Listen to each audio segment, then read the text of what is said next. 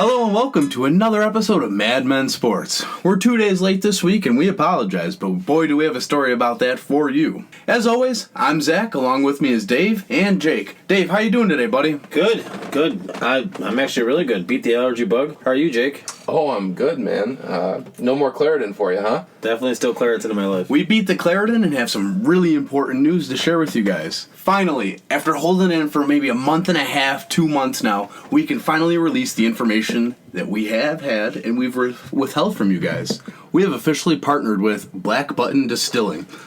With tasting rooms in Buffalo and Rochester, and our target market being Buffalo and Rochester and Western New York as a whole, this was almost an ideal partnership here. So we could extend our brand out and also use their brand to also extend out to our fans as well. Dave, you're drinking the bourbon cream. What do you think of it?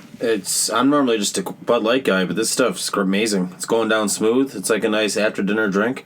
I have no complaints at all. Jake, you're drinking the apple pie moonshine. How you love it? You know, it's really good. I kind of struggle drinking regular bourbons, but this is really sweet. Kind of goes down easy, so I'm loving this. That moonshine stuff's my favorite. I'm jealous. Oh, I know. I'll keep drinking it. I should have saw that when I got in the room. You'll have to drink it next week when we're back on our regular scheduled time program with Sundays, right? We're all in agreement. Now, we had to push it back 2 days this week. Jake, why did we have to push it back 2 days? I went camping in the Alleghenies. You asshole. So, after weeks of going fishing in, the Buffalo area and greater Niagara region, Jake finally ventured south of New York State to Pennsylvania. And Jake, do you have some important news after weeks of not catching anything? I caught some fish, man. Finally, the dam is broke and Jake has broke the seal and caught some fish. What kind did you catch, Jake? 2 largemouth bass. Wonderful. So, damn time, right? Yeah, really. Geez. We need to get another sponsor from Cabela's. Please. Yeah, but I mean, to top this all off, we got our Black Button Distilling sponsorship. We're so excited. Look forward to everything we have going on with them in the future. Cheers to a day well done, boys. So let's talk about the next step in the Buffalo Bills kind of journey here. Training camp's upon us coming up in the next couple weeks. Dave, you excited for that, huh? I am. A lot of training camp battles coming. I'm excited to see what happens with the offensive line, the depth at running back, and whatever receiver, and we've talked about this a lot, but whatever the receiver situation ends up like, and the tight end battle, because we need a tight end. Yeah, and since we last spoke, they released their 2019 training camp schedule with kind of a shock to a lot of Western New Yorkers, honestly. That was probably the fewest open practices I've seen on their schedule since I can remember. Do you agree, Jacob? Yeah, I know. I mean, more so tickets being required.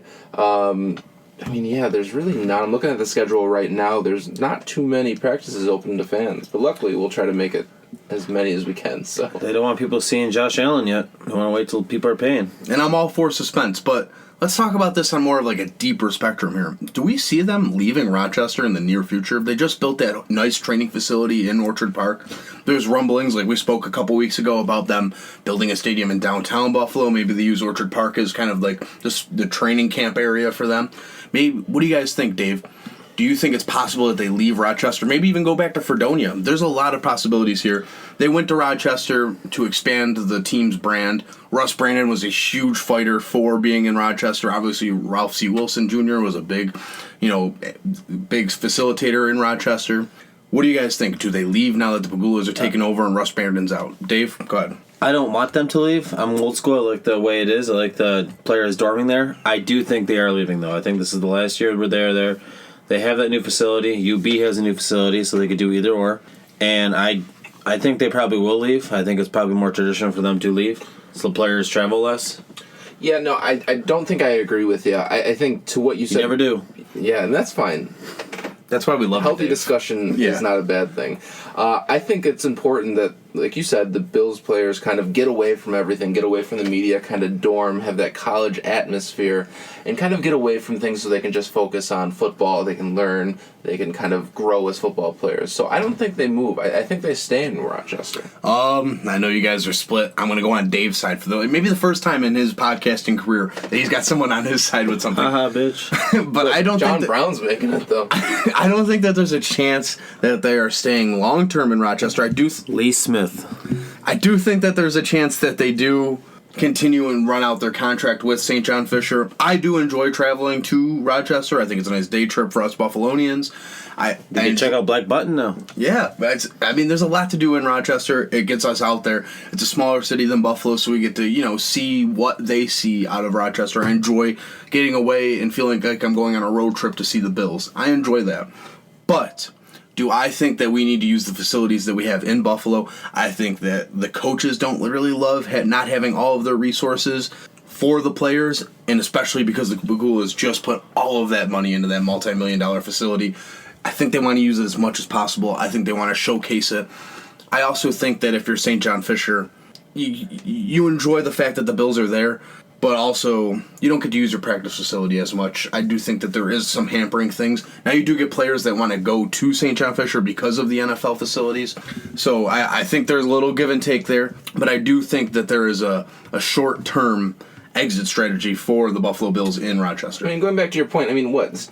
St. John Fisher is a D3 school, so to the fact yeah, they love the money they're getting out of this. Yeah, so they need the money. All right, yeah, it's a D3 school, but that doesn't mean that they don't deserve their own practice facility. I mean, just because you're D3 doesn't mean you can't use your own facility. You're kind of booked up. I'm sure they figure it out and work it out. Listen, I'm not saying that's the biggest reason why they're leaving. I think there's just one of the minor things that builds up on top of the pile. Our D3 players need to use our practice facility, so Buffalo Bills are going to have to kick I don't think you should be dogging through D3 players. Those kids work harder than D1 players. They have way less. I'm not even talking about this right now. They have way less recognition than they do it for the love of the sport. But I'm not talking about this right now. We're talking about the Bills leaving Rochester. And you really think they're going to stay there, Jake? Yeah, kind of Dave, tradition, kind of going back to the dorm aspect. You want to talk about tradition? Fredonia is where tradition is, not Rochester. That's fine. a Russ Brandon They will manufacturer. never go back to Fredonia. Let's move a half That an was a hour Ralph back Wilson to thing. Fredonia. It's not Half an hour? What's the difference between that and Rochester? exactly. So you're not going back to Buffalo if you're talking about going back to Fredonia. It's the same thing. I think they're going back to Buffalo. It's not Fredonia, but you guys keep saying tradition. Their tradition isn't in Rochester. It's in Fredonia. That's fact. That's where OJ practiced. That's where all these guys practice. I don't know. Let's talk about... I'm done with this. We're kind of at a lock here. What do you guys look forward to out of training camp? Obviously, we're all going to say we just want people healthy, but what's one thing you are keying on, Dave? Position battles. I want to see Josh Allen take the next step. Not start him yet, but the next step. We need to be patient with him. The defense, maintaining their top 5 position. Just to clear up what you just said, did you say not start Josh Allen? I don't expect him to be an All-Pro quite yet. Oh, okay. You're just tapering want his expectations. All right, I just want to clear that Buffalo up. fans are, as ridiculous as this sounds, very impatient. We give up on people way too quick. For a team that hasn't made the playoffs before 2 years ago, for 20-plus years, we give up on people way too quick. We're very impatient. But that kind of goes hand in hand with We what need to you're give Josh saying, Allen though. time. People are impatient because they've been bad for so long. You see teams turn around in 3 years' time. Now, I'm not saying that the Bills are putting Josh Allen on a time clock. You got to let him mature. I agree. Kind of like this. I'm not going into the season expecting him to be an All-Pro and a Pro Bowler. And you shouldn't either. Let's just have him be a little better. I don't want to see him downgrade from what he did last year.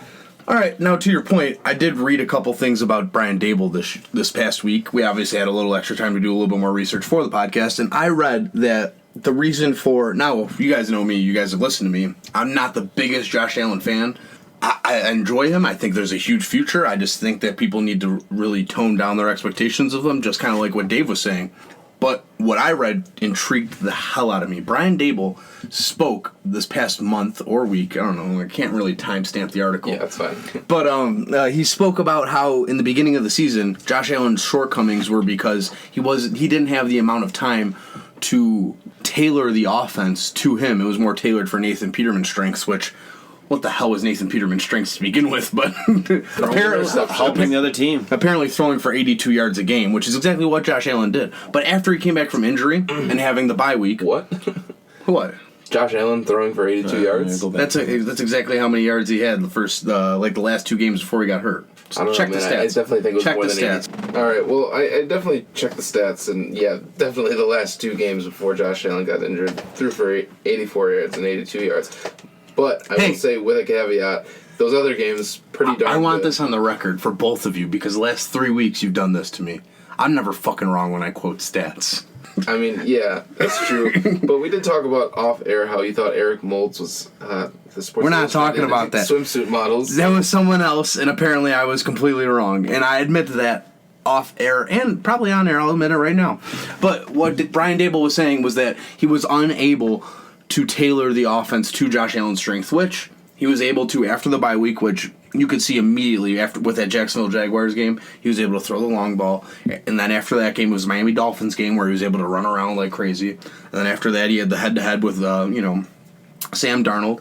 So you could see him progressively get better through the last 6 to 5 games there. So we can agree that we have something to look forward, like Dave said, with Josh Allen getting better slowly and progressively with training camp. Yeah, and it's super important to have Brian Dable kind of tailor that offense around Josh Allen because, especially with a young quarterback, last year being a rookie quarterback, he's going to need to go through his maturation process. Nice. You love that word. But that's fine. But no, you certainly want to kind of give him all the tools that he needs to kind of succeed. And you're not going to do that if it's just kind of the run-of-the-mill offense or it's kind of tailored to another quarterback which doesn't fit his strengths in any capacity. Yeah, so I, for one, was really excited reading what Brian Dable said about Josh Allen and tailoring the offense to his strengths because that means that I can trust Dable to be competent enough to allow this quarterback to grow within his own and not force him to be something he's not, which I do feel like they did to E.J. Manuel at some points, which is what Doug Marrone brought Kyle Orton in to kind of push out E.J. Manuel. But that's not here or nor there.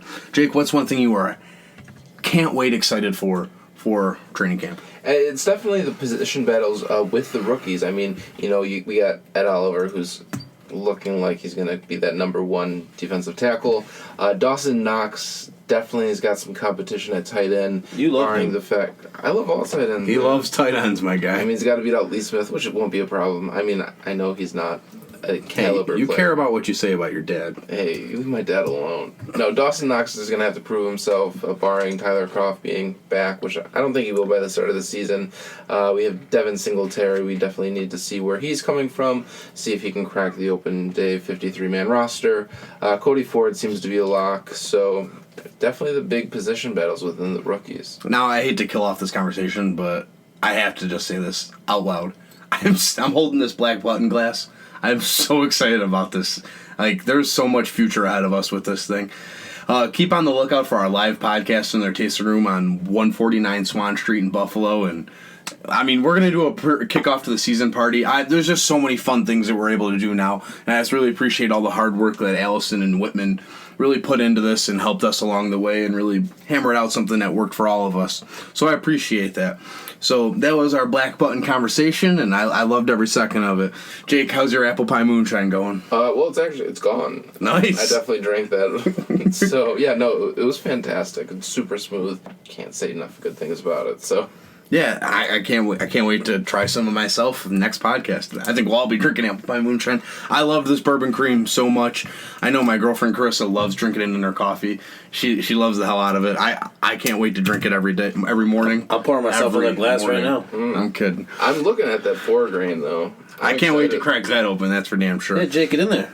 Oh, maybe not. All right. You're already slurring your words.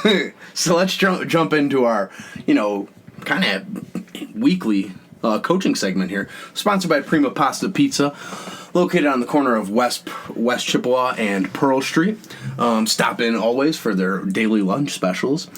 This is a coach that I've been dying to talk about, but have been kind of holding back a little bit for there to be no Bills news because there's a ton to talk about this guy. We have Bob Babich, the linebackers coach. If you guys haven't heard of him, you guys must be under a rock, and that's fine. We're here to take you out from under that rock. So Bob Babich, linebacker coach, is going into his 3rd season with the Buffalo Bills. Now, he got really his claim of fame here working with the 2004 Chicago Bears here, where he worked with Lance Briggs and Brian Urlacher throughout the years.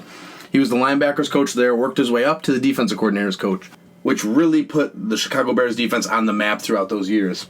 He was able to get Brian Urlacher the NFL Defensive Player of the Year award in 2005. The following year, they went to the Super Bowl. And you guys remember Brian Urlacher had that interception on the first drive of Peyton Manning's drive there after Devin Hester had that huge kick return touchdown? Yeah. I mean, I do because I'm just a psychopath, honestly, when it comes to that stuff. But in 2007, He was upgraded to the defense coordinator, like I said. That was until 2009. Then he went back down, took a little bit of a step down to just linebackers coach after that. And then after that, he went to the Jacksonville Jaguars, was the defensive coordinator for a couple years. Moved around back to the Chargers, helped out those linebackers. And here he is in a prime position to groom Tremaine Edmonds and Matt Milano. Dave, could you find a better linebackers coach out there right now that is more talented to groom these two future starters and stars for the Bills? Look what he did last year. I mean, when Milano went down, it looked like we didn't miss a beat with Lacey and Stanford and some other guys filling in. He knows how to get the best out of players. Yeah, this is a 16-year coaching veteran in the NFL. He knows his, excuse my language, shit. He knows his shit when it comes to linebackers. Jake, this has got to be exciting for you. I know you're a huge Matt Milano stan. Oh, definitely. I love Matt Milano. No, it's really important to kind of have a good coach, a good veteran coach behind these young guys at linebacker core. You have Tremaine Edmonds, you have Matt Milano, as you said. So it's really important. Actually, kind of off topic here, which is actually really kind of interesting. It seems like the Buffalo Bills, kind of their front organization and their coaching staff, all have the same connection other than the Carolinas. Terry Pegula and Sean McDermott are both from the same area in Pennsylvania, the southeastern region of Pennsylvania. So kind of like Andy Reid-ish, huh? Exactly. So guess where this coach is from? The southeastern region of Pennsylvania. Oh, those hard-working Pennsylvanians. Exactly. All right, guys, that's it. 74 days until the season. Couldn't be more excited. Thank you to Black Button Distillery for helping us out. Also, thank you to Prima Pizza. We couldn't be more excited to have you guys by our side. Any comments or anything, please leave in the YouTube section, and comments, negative or good, we'll take them. We'll be at training camp. We'll hopefully see you guys there, and please subscribe to us. We'll see you guys on Sunday. We'll talk to you, and we'll give you some sports news. Take care. Go Bills. Cheers to a day well done, boys.